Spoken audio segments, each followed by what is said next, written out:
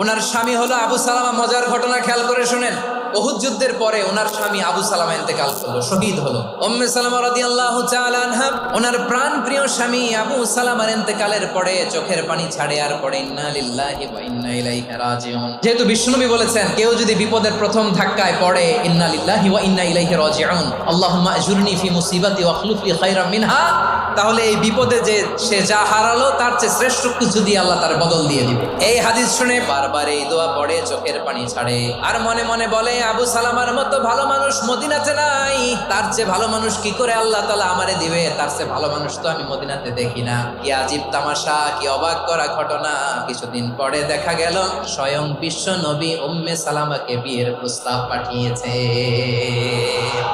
উনি রাজি হয়ে গেলেন, বিয়ে হয়ে গেল, উনি হয়ে গেলেন উম্মুল মুমিনিন, আমাদের মা, পুরো মুসলিম উম্মার মা। চিৎকার করে বলেন আল্লাহু আকবার।